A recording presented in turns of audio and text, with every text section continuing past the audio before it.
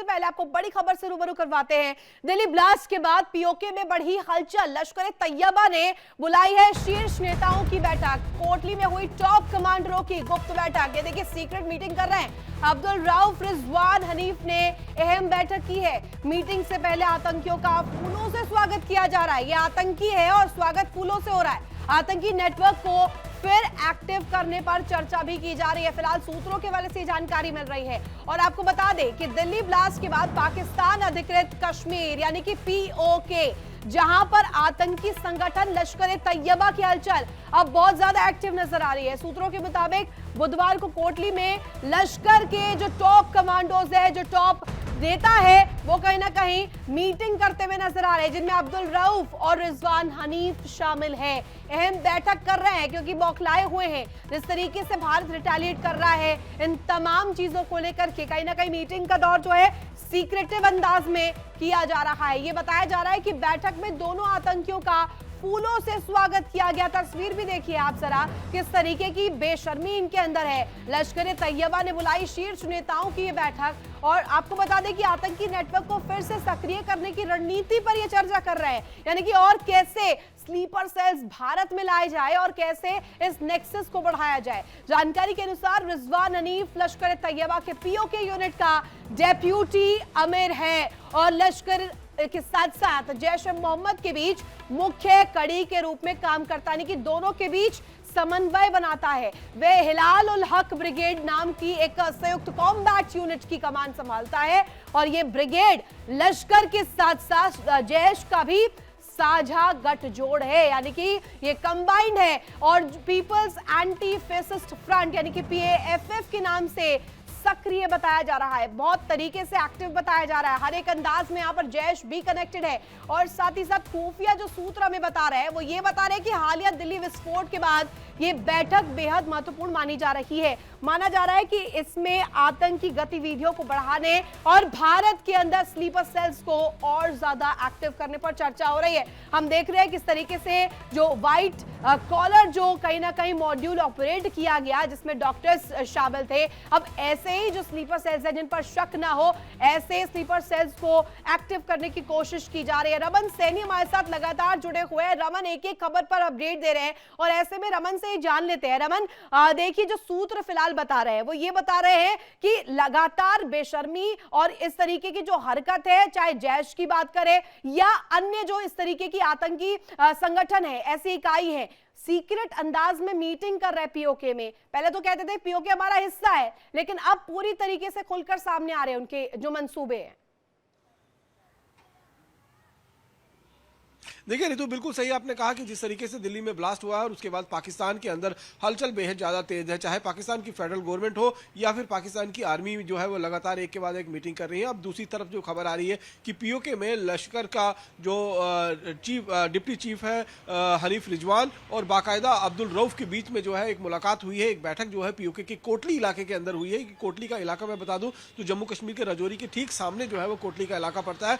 वहां पर बाकायदा एक ये गुप्त बैठक हुई है और इसमें बाकायदा फूलों से इन दोनों नेताओं, इन दोनों आतंकियों का जो है वो स्वागत किया गया है। तो आप इससे सब अंदाजा लगा सकते हैं कि किस तरीके से इस पूरे गठजोड़ जो, क्योंकि अगर आप देखें तो पाकिस्तान और पीओके के अंदर जो इस समय आतंकी संगठन है, चाहे वो लश्कर तैयबा हो, चाहे वो जैश ए मोहम्मद हो, चाहे वो हिजबुल मुजाहिदीन हो, चाहे वो अल बदर हो, इन सबको एक ही कह सकते हैं कि एक ही संगठन के रूप में काम करने का निर्देश जो है वो आईएसआई की तरफ से पहले दिया गया था और उसके लिए बाकायदा एक यूनाइटेड जिहाद काउंसिल जो है उसका संगठन का तैयारी की गई थी। उसके बाद हमने देखा कि कश्मीर के अंदर बहुत सारे ऐसे आतंकी हमले जो हुए जो यूनाइटेड जिहाद काउंसिल के तहत किए गए। अब अब्दुल हनीफ की जो हनीफ रिजवान की जो बात निकलकर सामने आ रही है, ये बाकायदा वहां का एक हिलाल उल हक ब्रिगेड जो है, जो एक बहुत खतरनाक ब्रिगेड है लश्कर तैयबा का, उसका कमांड जो है वो यही आतंकी है वो देखता है और बाकायदा लश्कर और जैश के बीच में समन्वय बैठाने का भी जिम्मा इसी के कंधे पर है। तो ये अब बैठक जिस तरीके से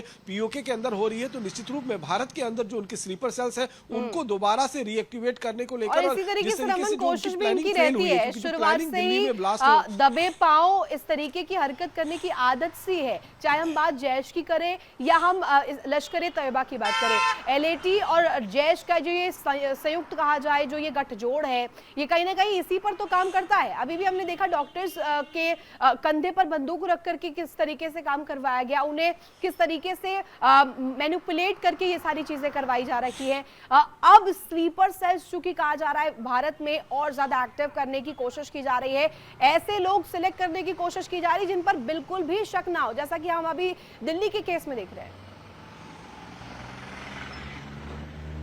बिल्कुल आपने सही कहा कि जो सफेद पोश है, क्योंकि एक व्हाइट कॉलर आतंकी मॉड्यूल जो है वो पहले कश्मीर घाटी से शुरुआत हुई थी। कश्मीर में भी हमने देखा कि लगातार कार्रवाइयां जो हुई हैं, जो लेफ्टिनेंट गवर्नर मनोज सिन्हा की एडमिनिस्ट्रेशन की तरफ से उन लोगों को चिन्हित किया गया जो लगातार कश्मीर के एडमिनिस्ट्रेशन सर्विस के अंदर काम करते रहे, लेकिन कहीं ना कहीं अलगाववाद और आतंकवाद को भी प्रोत्साहित करते रहे, उनका समर्थन भी करते रहे, उनका साथ भी देते रहे, उनको लॉजिस्टिक सपोर्ट भी मुहैया करवाते रहे। तो ऐसे लोगों पर जब कश्मीर के अंदर कार्रवाई हुई तो फिर जैश और लश्कर अब देश के अन्य हिस्सों में भी इस तरीके से जाल अपना फैलाना शुरू कर दिया गया। पिछले महीने ही हमने जो खबर ब्रेक की थी कि जैश जो है वो अपना महिला ब्रिगेड जमात उल मोमिनात जिसकी शुरुआत की है और बाकायदा अजहर उल मसूद की जो बहन सादिया अजहर है उसको इसका जिम्मा सौंपा गया है। और अभी जिस तरीके से देखा कि लखनऊ में जो लेडी डॉक्टर शाहीन शाहिद पकड़ी गई है वो भारत का प्रमुख एक चेहरा बन चुकी थी जमात उल मोमिनात का। तो लखनऊ से लेकर जो ये और सबसे बड़ा खतरा इस समय साउथ इंडिया के इलाके में बना हुआ है, क्योंकि ये टारगेट जो है वो सीधे तौर पर जो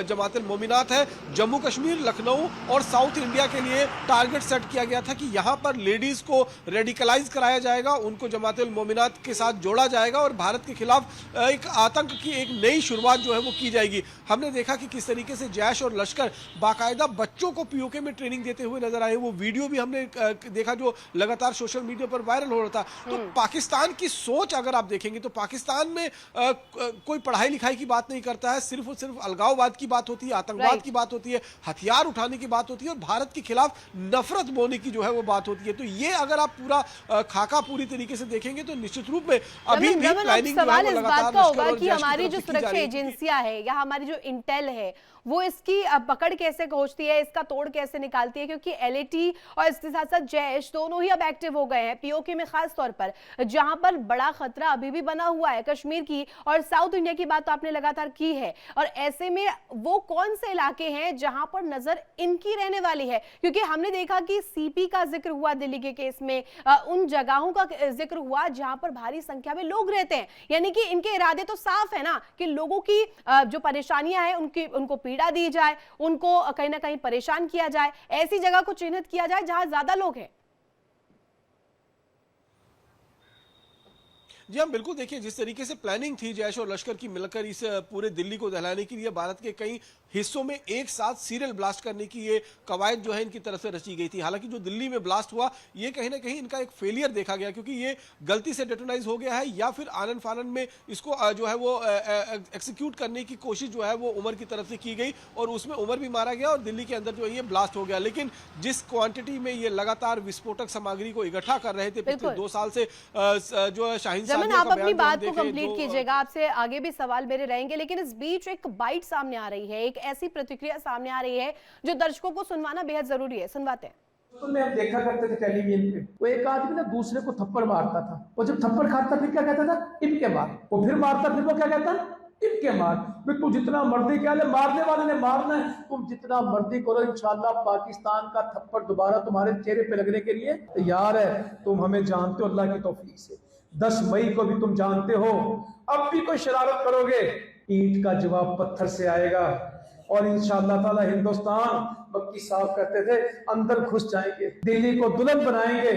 और वैसे ये तो दीपालपुर तो तारीखी रास्ता है हिंदुस्तान में जाने का, यहाँ की तो सड़कें हिंदुस्तान को जाती है। इंशाअल्लाह ताला अल्लाह ताला फजल करेगा, वो वक्त दूर नहीं है जब अल्लाह ताला कश्मीर के मुसलमानों को आजादी देगा, हिंदुस्तान के मुसलमानों को आजादी मिलेगी। तो लश्कर का ये कमांडर है अब्दुल रऊफ और इसे फूलों की मालाएं पहनाई जा रही है रमन, और ये इसीलिए सुनवाना भी जरूरी था कि इनके मंसूबे है क्या, और ये फूलों की माला जो पहनाई जा रही है ये दिल्ली ब्लास्ट के बाद पहनाई जा रही है।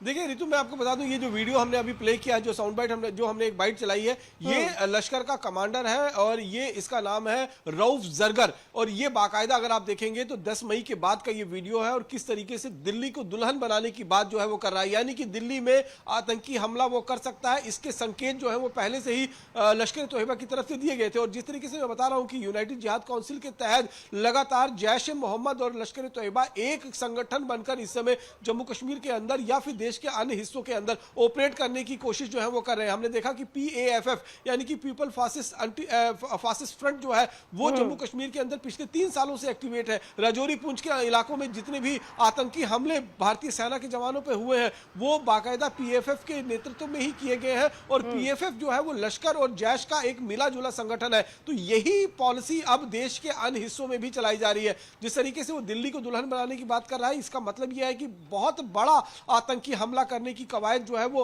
पाकिस्तान से रची जा रही थी। इसमें लश्कर का भी हाथ था, इसमें जैश का भी हाथ था और ये मिलकर दिल्ली को दहलाने की साजिश रच रहे थे। लेकिन जिस तरीके से उमर ने उमर के द्वारा इस कार को ब्लास्ट किया गया, उससे इनकी जो पूरी की पूरी योजना थी वो कहीं ना कहीं धरी की धरी रह गई और जितने बड़े पैमाने पर ये नुकसान पहुंचाने की कोशिश कर रहे थे वो नुकसान पहुंचा नहीं पाए। अब NIA इसी बात को लेकर आगे जांच कर रही है कि अभी 2900 किलो के आसपास में विस्फोटक तो बरामद कर लिया गया है, 300 किलो विस्फोटक अभी भी जो है वो कहीं ना कहीं छिपा हुआ है, उसको ढूंढने की कवायद लगातार की जा रही है। इसीलिए कल जब एक इको कार जो उमर के नाम से ही दर्ज थी, लाल रंग की फोर्ड इको कार थी, जब वो लापता हुई थी तो उसको लेकर बाकायदा अलर्ट फरीदाबाद से लेकर दिल्ली तक जो है वो जारी किया गया था। लेकिन कल शाम को वो रेड कलर की जो फोर्ड इको कार है उसको बरामद कर लिया जाता है और उसमें किसी भी तरीके का कोई विस्फोटक जो है वो नहीं मिला। लेकिन जो बताया जा रहा है कि करीबन 3200 किलो के आसपास में विस्फोटक जो है वो बांग्लादेश के जरिए इस